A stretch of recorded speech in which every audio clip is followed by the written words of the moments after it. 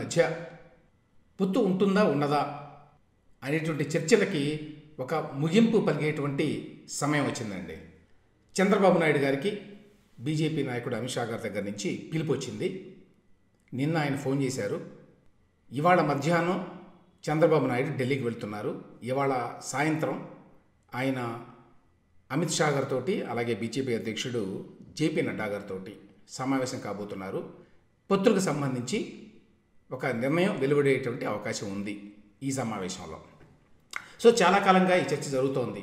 TDP BJP మధ్య పొత్తు ఉంటుందా ఉండదా అనేది చర్చ ఒకటైతే, అసలు టీడీపీ బీజేపీతో పొత్తుకు వెళ్ళడం మంచిదా కాదా అనేటువంటి చర్చ ఇంకొకటి. ఈ నేపథ్యంలో ఇప్పుడు ఈ డెవలప్మెంట్ తోటి క్లియర్గా అర్థమయ్యే విషయం ఏంటంటే, బీజేపీ టీడీపీ మధ్య పొత్తు దాదాపుగా ఖరారైనట్టే. బహుశా సీట్లకు సంబంధించి ఇతర అంశాలకు సంబంధించి చర్చలు ఇవాళ జరుగుతాయి. సో మోరార్లెస్ 2014 నాటి ఆ పరిస్థితి మళ్ళీ ఇప్పుడు పునరావృతమవుతుందండి. అంటే బీజేపీ టీడీపీ జనసేన కలిసి ఈ ఎన్నికల్లో పోటీ చేయబోతున్నాయి 2018 ఎన్నికల్లో. ఒకటే తేడా ఏమిటంటే 2014లో జనసేన క్యాండిడేట్స్ని పెట్టలేదు, ఈసారి వాళ్ళ అభ్యర్థులను కూడా దించుతున్నారు. అయితే ఈ పొత్తు మంచిదా కాదా ఎస్పెషల్లీ టీడీపీకి అనేటువంటి చర్చ ఇంకా సాగుతోందండి. చాలామంది టీడీపీలో ఉన్నటువంటి టీడీపీ అభిమానులు కావచ్చు, మద్దతుదారులు కావచ్చు, వాళ్ళలో ఎక్కువ మంది బీజేపీ తోటి పొత్తు పెట్టుకోవడం మంచిది కాదు అనేటువంటి ఒక నిశ్చితాభిప్రాయంతో ఉన్నారండి. చాలామంది నిజానికి తీవ్రంగా వ్యతిరేకిస్తున్నారు. బహుశా బీజేపీలో కూడా, అంటే ఎస్పెషల్లీ రాష్ట్ర బీజేపీలో ఒక వర్గం కూడా వ్యతిరేకిస్తుంది. కానీ వాళ్ళకంత సే లేదు. అక్కడ ఢిల్లీలో బీజేపీ నాయకత్వం ఏం చెప్తే ఆ ప్రకారం నడుచుకోవాల్సిందే. ఇక్కడ టీడీపీలో కూడా చివరికి చంద్రబాబు నాయుడు గారు ఏమి నిర్ణయిస్తే అదే జరుగుతుంది అనుకోండి ఆ పార్టీలో. కాకపోతే ఆ పార్టీలో అభిమానులు చాలా గట్టిగా ఆ పార్టీని ఫాలో అయ్యేవాళ్ళు టీడీపీ కనుక బీజేపీతో పొత్తు పెట్టుకుంటే 2018 ఎన్నికల్లో నష్టం జరిగేటువంటి అవకాశం ఉంది. బీజేపీ మీద రాష్ట్రంలో చాలా వ్యతిరేకత ఉంది. ఆ వ్యతిరేకత అనవసరంగా అది టీడీపీ మీదకు వచ్చేటువంటి అవకాశం ఉంటుంది. చాలా వర్గాలు ఇంక్లూడింగ్ మైనారిటీలు బీజేపీని వ్యతిరేకిస్తున్నారు. దాంతోపాటు ప్రత్యేక హోదాకు సంబంధించినటువంటి కొన్ని కంప్లైంట్స్ కూడా బీజేపీ మీద ఆ రాష్ట్రంలో చాలా ఉన్నాయి. ఆ నేపథ్యంలో బీజేపీతో పొత్తు పెట్టుకోవాల్సిన అవసరం ఉందా టీడీపీకి అని, అదేవిధంగా మరి బీజేపీతో పొత్తు పెట్టుకోకపోతే కొన్ని ఇబ్బందులు ఉన్నాయి ఇప్పుడున్న ఈ సమయంలో. ఇది ఒక హిస్టారికల్ నెసెసిటీ, ఒక చారిత్రక అవసరం బీజేపీతో పొత్తు. ఎందుకు అవసరము అంటే, ఇవాళ జగన్మోహన్ రెడ్డి ఆయన ప్రభుత్వము చెలరేగిపోతున్నాయి. ఆ ప్రభుత్వం కనుక ఇంకొకసారి అధికారంలోకి వస్తే, ఆ ప్రభుత్వాన్ని కొనసాగిస్తే అధికారంలో అటు రాష్ట్రము సర్వనాశనం అవుతుంది, ఇటు ప్రజాస్వామ్యబద్ధ పాలన అనేది ఇక ఉండదు. ఆంధ్రప్రదేశ్లో ప్రతిపక్షాలు అనేవి ఉండవు. వాటి అస్తిత్వానికి కూడా ముప్పు ఏర్పడేటువంటి ప్రమాదం ఉంది. ఎందుకంటే ప్రభుత్వ యంత్రాంగాన్ని ఉపయోగించి జగన్మోహన్ రెడ్డి గారు పూర్తిగా తన వ్యతిరేకుల్ని, ప్రతిపక్ష పార్టీలని తుడిచిపెడతాడు అనేటువంటి భావం కూడా ఉందండి. అది కూడా వాస్తవం. ఆ నేపథ్యంలో కాంప్రమైజ్ కావాల్సిందే. నిజానికి జనసేనతో పొత్తు కూడా కొంతమందికి ఇష్టం ఉండదు టీడీపీలో. జనసేనలో ఎట్లాగో చాలామంది అసలు పవన్ కళ్యాణ్ ముఖ్యమంత్రి కావాలి, పొత్తు ఉండొద్దు, పొత్తు ఉన్నా కూడా మా పవన్ కళ్యాణ్ ముఖ్యమంత్రి అని మాట్లాడుతున్న వాళ్ళు ఇప్పటికే ఉన్నారు. ఆ విషయం కూడా తెలుసు మనకి. బీజేపీలో అట్లా మాట్లాడాలనుకోండి, బీజేపీ ఆ రకంగా ఒక డిసిప్లిన్డ్ పార్టీ కాబట్టి బీజేపీ నాయకత్వం ఏం చెప్తే అదే మిగతా వాళ్ళంతా ఫాలో అవుతారు. అయితే బీజేపీతో పొత్తు వల్ల కొన్ని అనర్థాలు ఉన్నాయి. ఎందుకు చంద్రబాబు నాయుడు గారు కాంప్రమైజ్ అవుతున్నాడు అనేటువంటి విమర్శ అయితే చాలా గట్టిగా ఉందండి. అది దానివల్ల నష్టం జరుగుతుందని వాళ్ళంటే, టీడీపీలో ఇంకొక వర్గం యొక్క వాదన ఏంటంటే, అదే కనుక నిజమైతే మరి జగన్మోహన్ రెడ్డి బీజేపీతో అంటకాగుతున్నాడు, ఆయనకు మాత్రం ఉండదా నెగిటివ్ అనేది ఒకటి. రెండవది, బీజేపీతో తగాదా పెట్టుకున్నారు 2018లో టీడీపీ అను చంద్రబాబు నాయుడు. తీవ్రమైనటువంటి వ్యతిరేకతను ప్రదర్శించారు. అయినా కూడా ఏం ప్రయోజనం జరిగింది? ప్రత్యేక హోదా గురించి జరిగిన పోరాటం కానివ్వండి, అప్పటి బీజేపీ ప్రభుత్వ నాయకత్వం మీద మరి తెలుగుదేశం ప్రభుత్వం చేసిన పోరాటం కానివ్వండి, వాటి వల్ల నష్టమే కానీ లాభం జరగల. కాబట్టి ఏదో బీజేపీతో పొత్తు పెట్టుకున్నంత మాత్రాన మైనారిటీలు ఓట్లేరనో, మరికొన్ని వర్గాలు ఓట్లేరు అనో అనుకోవడం ఎంతవరకు కరెక్టు అనేది మరొక వాదన. ఈ నేపథ్యంలో తెలుగుదేశం నాయకత్వంలో ఉన్న ఆలోచన ఏంటంటే, బీజేపీ వాళ్ళు కోరుకుంటే కావాలి అని అంటే పొత్తుకు వెళ్ళక తప్పదు అని. చాలా వరకు వీళ్ళ ప్రయత్నం ఏం చేశారు అంటే, గతంలో లోకేష్ గారు ఢిల్లీలో కలిసినప్పుడు కూడా అమిత్ షాని గెలిచిన తర్వాత మేము మీకు మద్దతు ఇస్తాము, మీ ప్రభుత్వ విధానాలకు మద్దతు ఇస్తాము, అవసరమైతే పార్లమెంట్లో కూడా మద్దతు ఇస్తాము, అంతేకాని పొత్తు చేసుకోవడం వల్ల ఇరు పార్టీలకు కూడా మంచిది కాదు అనేటువంటి విషయాన్ని కన్వే చేయడానికి ప్రయత్నించారండి. అందువల్లనే ఇంతకాలం పాటు ఈ పొత్తు వ్యవహారం ఆగిపోయింది, ఒక రకమైన స్తంభన ఏర్పడింది, ప్రతిష్టంభన ఏర్పడింది. అయితే చివరికి ఇప్పుడు బీజేపీ వారు పొత్తు ఉంటేనే మంచిది అనేటువంటి భావంతో ఉన్నారు తెలుగుదేశంతో. వాళ్ళు కనుక ఆ భావంతో ఉంటే తెలుగుదేశం కూడా అందుకు అనువుగానే వ్యవహరిస్తుంది అనేది స్పష్టం. బీజేపీ వాళ్ళు కావాలి పొత్తు అని అనుకుంటే కాదు, మేము పొత్తులోకి రాము అని చెప్పేటువంటి పరిస్థితిలో ఇవాళ టీడీపీ లేదు అనే మాట కూడా వాస్తవం. జగన్మోహన్ రెడ్డిని ఎట్టి పరిస్థితుల్లో తప్పించాలి అధికారం నుంచి అనేటువంటి ఏకైక లక్ష్యం ఉంది కాబట్టి అటు టీడీపీకి ఇటు జనసేనకు కూడా బీజేపీతో పొత్తు ఆ నేపథ్యంలో తప్పనిసరి అవుతుంది. సో ఆ రకంగా ఇవాళ ఖచ్చితంగా ఈ పొత్తు ఖరారుకు సంబంధించిన నిర్ణయాలు తీసుకుంటారు. బీజేపీ వాళ్ళు ఎక్కువ సీట్లు కూడా అడగరండి. మోస్ట్ ప్రాబబ్లీ వాళ్ళు ఒక 10 అసెంబ్లీ సీట్లు అడుగుతారు. అయితే వాళ్ళకి లోక్సభ సీట్లు కొంచెం ఎక్కువ కావాలి కాబట్టి 4 సీట్ల నుంచి 5 సీట్ల వరకు అడగొచ్చు వాళ్ళు. అంత మేరకు జనసేన తగ్గించుకోవాల్సి వస్తుంది కొంత. అదేవిధంగా తెలుగుదేశం పార్టీ కూడా కొంత సాక్రిఫైస్ చేయాల్సి వస్తుంది. సో దానికి అందరూ సిద్ధపడే ఉన్నారు. ఈ పార్టీకి మానసికంగా సిద్ధపడ్డారు వీటన్నిటికీ కూడా. ఇప్పుడు జగన్మోహన్ రెడ్డికి ఇది ఉపయోగపడుతుందా అనేటువంటి ఒక వాదన కూడా ఉందండి. జగన్మోహన్ రెడ్డికి ఒకవైపు బీజేపీతో పొత్తు పెట్టుకుంటే తెలుగుదేశం పార్టీ దానివల్ల మనకేమైనా ఇబ్బందులు ఏర్పడతాయా అనేటువంటి భయమూ ఉన్నది.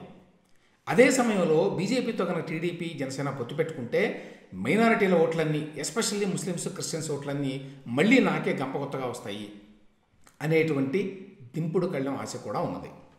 సో ఆ విషయంలో వాళ్ళు అందుకనే ఒకసారి అటు ఒకసారి ఇటు మాట్లాడుతూ ఉంటారు. బయటికి పొత్తు పెట్టుకుంటే మంచిదే అని అంటుంటారు, కానీ లోపల మళ్ళీ ఒక భయం ఏంటంటే పొత్తు పెట్టుకుంటే బీజేపీ ప్రభుత్వం అండగనుకుంటే అప్పుడు ఇష్టారాజ్యంగా మనం చేసుకోవడానికి వీలున్నది ఎలక్షన్లో అనేటువంటి భయం కూడా జగన్మోహన్ రెడ్డి గారికి ఉన్నది. ఆ పార్టీ క్యాడర్కి, ఆ పార్టీలో పనిచేస్తున్నటువంటి అభ్యర్థులకు కూడా ఉన్నది. సో ఇది జగన్మోహన్ రెడ్డి గారి పాయింట్ ఆఫ్ వ్యూ నుంచి చూస్తే 50-50 లాగా ఉంది పరిస్థితి. 50% ఆయన కొంత ఉపయోగం, మేము బీజేపీతో పొత్తు పెట్టుకోవడం లేదు, మేము మతత్వ పార్టీలతోటి అంటకాగడం లేదు, టీడీపీ అంటకాగుతోంది అనే పాయింట్ ఒకటి. తర్వాత పొత్తులు లేకుండా టీడీపీ గెలవలేదు, అదే వేరేస్ మేము మాత్రం పొత్తు లేకుండా ఒంటరిగా వెళుతున్నాం అని ప్రచారం చేసుకోవడానికి వీలుంటుంది. సేమ్ టైం రేపు ఎన్నికల్లో వాళ్ళు ఈ ఎన్నికల ప్రక్రియని ఏమాత్రం మ్యానిపులేట్ చేయడానికి ట్రై చేసినా, ఈ ప్రచారంలో కానివ్వండి, మిగతా విషయాల్లో కానివ్వండి, ప్రభుత్వ యంత్రాంగాన్ని తమకు అనుకూలంగా ఉపయోగించుకోవడానికి ట్రై చేసినా అక్కడ కేంద్రంలో బీజేపీ ప్రభుత్వం కనుక కళ్ళెర చేస్తే ఇక్కడ కష్టమవుతుంది. సో ఆ రకంగా ఒక రకమైనటువంటి మీమాంస జగన్మోహన్ రెడ్డికి. కానీ అతనేమీ ఆపలేడు అనుకోండి. ఇవాళ సాక్షిలో వచ్చిన వార్త ఏంటి, ఈ అంశం మీద శరణు అని చెప్పి చంద్రబాబు నాయుడు గారు ఢిల్లీకి వెళ్తున్నాడు అని. సరే, అందులో పొత్తు కోసం వీళ్ళు వెంపర్లాడుతున్నారు అనే మాటలో కొంత వాస్తవం ఉన్నది. జగన్మోహన్ రెడ్డి గారు చేసే విమర్శలో కొంత అయితే వాస్తవం ఉంది. వేరే జగన్మోహన్ రెడ్డికి ఉన్న సమస్య ఏంటంటే ఆయన పొత్తు పెట్టుకోలేడు, ఆయన ఓపెన్గా పొత్తు పెట్టుకోలేడు, అంతర్గతంగా పొత్తు పెట్టుకోగలడు. ఇప్పటిదాకా పెట్టుకున్నాడు 5 ఏళ్లలో.